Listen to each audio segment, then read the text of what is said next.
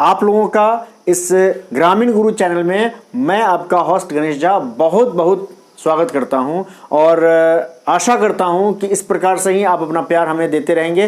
तो आज आपके सामने एक नए टॉपिक को लेकर मैं हाजिर हुआ हूं और ये टॉपिक हमारा है मॉनसून क्या है। ये आज जो बारिश हो रही है, इन दिनों जो बारिश होने का समय आ गया अब, तो इसमें बारिश होगी और ये मानसूनी बारिश कहलाती है। और हम सब लोग जानते हैं, बड़े बेसब्री से अखबार में या टीवी पर आंख गड़ाए देखते होते हैं या सुनने के लिए बेताब होते हैं कि अब मानसून आ रही है, मानसून इतने तारीख को प्रवेश कर जाएगी बिहार में, भारत में, बंगाल में। तो ये होता आखिर क्या है? गर्मी से हम लोग निजात पाने के लिए मानसून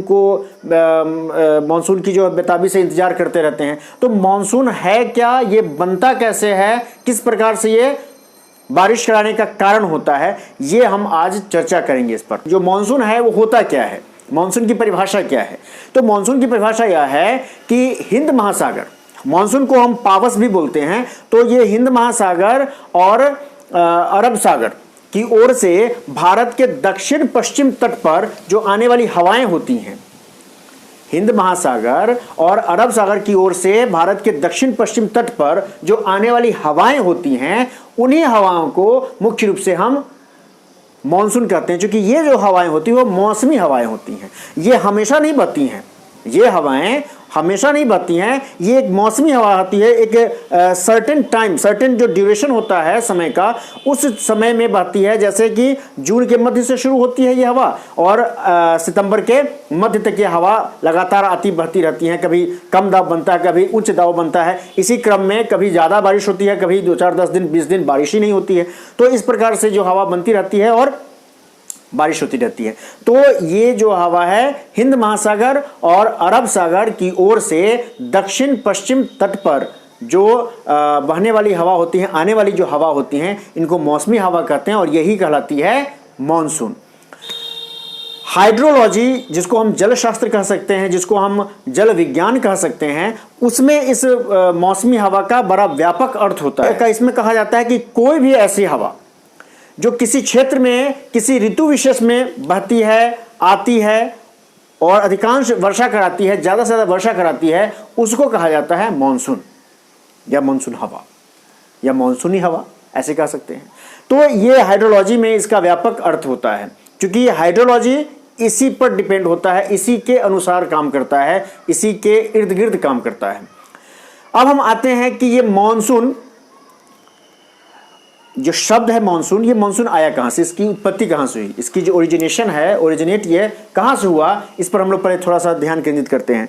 तो हिंदी और इंग्लिश और उर्दू, ये तीनों में एक ही टाइप से मॉनसून बोला जाता है। हिंदी में मॉनसून बोलेंगे, इंग्लिश में मॉनसून बोलेंगे और उर्दू में मॉनसून बोलते हैं।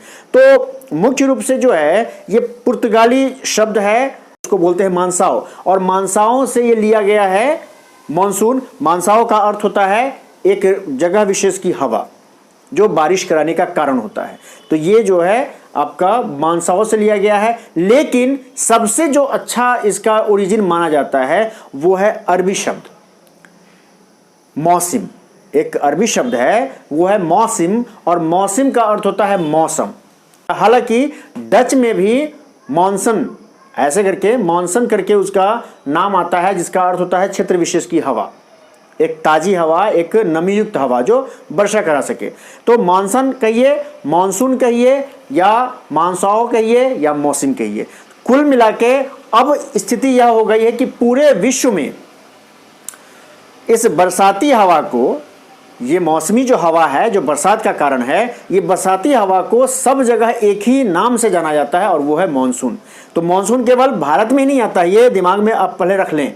ये मॉनसून ऑस्ट्रेलिया में भी आता है, ये मॉनसून अमेरिका में भी आता है, मॉनसून अफ्रीका में भी आता है, और मॉनसून पूरे विश्व में आता है अपने अपने हिसाब से। चूंकि मॉनसून जो है वो उस क्षेत्र विशेष की जलवायु पर डिपेंड करता है। जैसे भारत की जलवायु, हम थोड़ी सी इस पर चर्चा कर रहे हैं, फिर हम बोर्ड पर चलेंगे कैसे होता है ये। तो भारत की जलवायु जो है वो उष्णकटिबंधीय जलवायु है, और ये यहाँ से मतलब पश्चिम से लेके और दक्षिण की तरफ जो है एक मतलब कर्क रेखा की तरफ जो बढ़ती है, और ये जो समय आता है मध्य मार्च से लेकर या अंतिम मार्च से कहिए और आपका मध्य जून तक, ये ज़बरदस्त गर्मी का समय होता है। और इस गर्मी के समय में ये पूरी जो भाग है, ये पूरी ज़मीन है, ये पूरी ज़मीन ये गर्म हो जाती है। और गर्म होने के बाद आप जानते हैं कि जैसे ही ज़मीन गर्म होगी तो उस पर जो हवा होता है, हमारे यहाँ जो हवा व्याप्त होता है, वो हवा हल्की हो जाती है। और हल्की होने के बाद हवा ऊपर उठती है। हवा ऊपर जब उठेगी तो ये पूरा क्षेत्र जो बनेगा, ये पूरा क्षेत्र जो बनता है, जो हल्की हो जाती है हवा इसकी, तो वो पूरी तरीके से ये खाली क्षेत्र बन जाता है, निम्न वायुदाब का क्षेत्र बन जाता है। ये पूरा जो होता है क्षेत्र निम्न वायुदाब का क्षेत्र बन जाता है। अब इस निम्न वायुदाब का क्षेत्र जो बन गया, तो यहाँ अरब सागर है, ये अरब सागर, ये पूरा क्षेत्र अरब सागर, और ये पूरा क्षेत्र हिंद महासागर। तो यहाँ पर गर्मी तो यहाँ भी पड़ेगी ना, तो ये पूरा जो क्षेत्र है, इस पूरे क्षेत्र के ऊपर जो हवा है, चूंकि पानी है तो कितना भी गर्म होगा फिर भी यह इस क्षेत्र से भारी होगा। तो ये नमी युक्त हवा यहाँ पर भी होता है, ये नमी युक्त हवा है, और ये पूरी तरीके से एकदम सूखा हुआ हवा है। इसको हम बोल सकते हैं हल्की हवा है, ड्राई है, अब ड्राई एयर है। तो ये जो क्षेत्र बन गया, निम्न दाब का क्षेत्र बन गया, ये पूरा क्षेत्र हो गया निम्न दाब का क्षेत्र, निम्न दाब का क्षेत्र। और ये जो यहाँ की जो हवा है, ये उच्च दाब का क्षेत्र है, ये उच्च दाब का क्षेत्र है। तो निम्न दाब का क्षेत्र यहां से उच्च दाब की क्षेत्र की ओर जो है अपने आप को आकर्षित करती है, इन सभी हवाओं को। ये निम्न दाब का क्षेत्र अपने आप को आकर्षित करती है, ये पूरे जगह से हवाओं को बुलाती है कि भाई आओ, अब तुम्हारा समय हो गया हमारे तरफ आने का, तुम है कहां, मेरे पास आओ। तो यहां से ये सभी हवाएं एक साथ उठकर आती हैं, और आती कहां है, क्योंकि ये तो पूरा सागर का एरिया है, और ये जब देख रहे हैं ये सब तट है, तो पहले तो ये तट से तक टकराएंगी, क्योंकि तट के पास भी तो निम्न दाब का क्षेत्र है। तो ये सभी हवाएं तट से टकराती हैं, और तट से टकराते हुए ही संगठित होती हैं, और वहीं पर चूंकि आर्द्र लिए हुए, नमी लिए हुए ये होती है हवा, तो इसके कारण यहां से बन जाता है बादल का एक बड़ा सा समूह, बारिश होने की स्थिति। और चूंकि हवा भी होती है, तेजी से वो पसरता जाता है, मतलब अपने आप को फैलाता जाता है, और फैलते फैलते ये पूरे क्षेत्र में फैल जाता है। जहां जहां जिस प्रकार का दाब होगा, जिस क्षेत्र में वायु दाब कम होगी, वहां पर ये तेजी से फैलेगा, ये हवा फैलेगी, और बारिश वहां बहुत तेजी से होगी और बहुत ज्यादा होगी।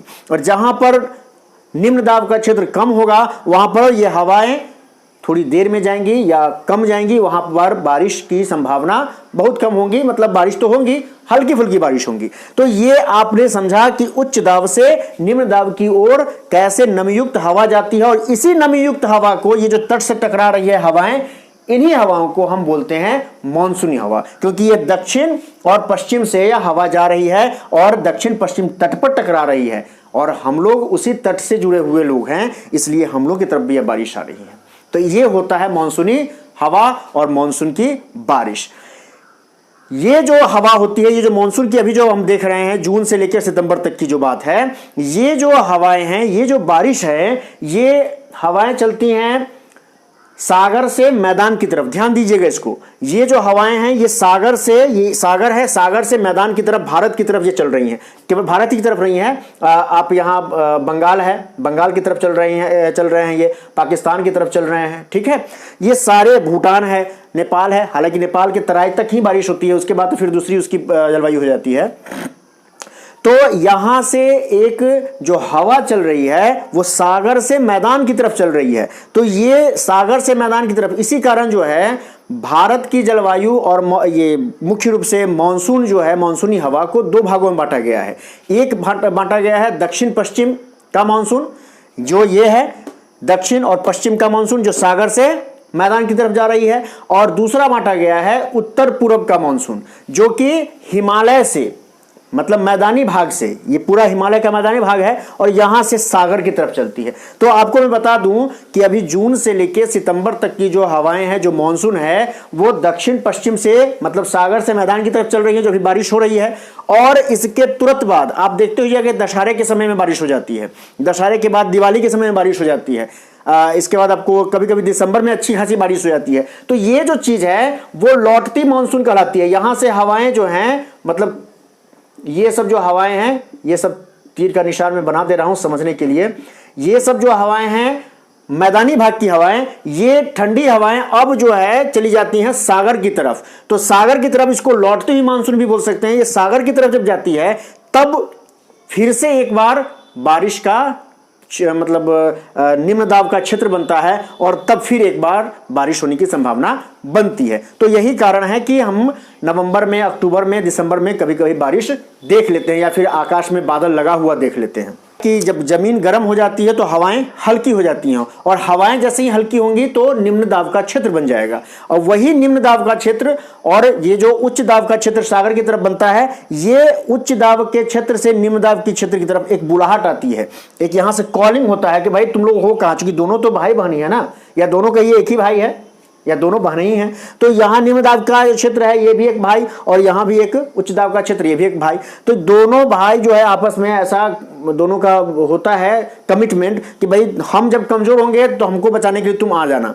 तो ये बेचारा जब कमजोर होता है यहाँ पर हल्का हो जाता है, तो ये भारी जो है ये भागता है, यहाँ से तेजी से भागता है कि तुम है कहाँ, हम पकड़ रहे हैं तुमको। यहां से तेजी से ये यहां की तरफ भागता है। तो पहले तो तट पर जो लोग होंगे, मतलब जो हल्की निम्न दाब का क्षेत्र होगा उससे टकराएगा, या उससे टकराता है और उसको जो है पाटता हुआ पूरी पानी पानी करता हुआ आगे की ओर बढ़ता है और सब जगह जहां जहां निम्न दाब का क्षेत्र होगा वहां वहां बारिश करता हुआ जाता है। तो ये है मुख्य रूप से मानसून से बारिश होने की बात और मानसून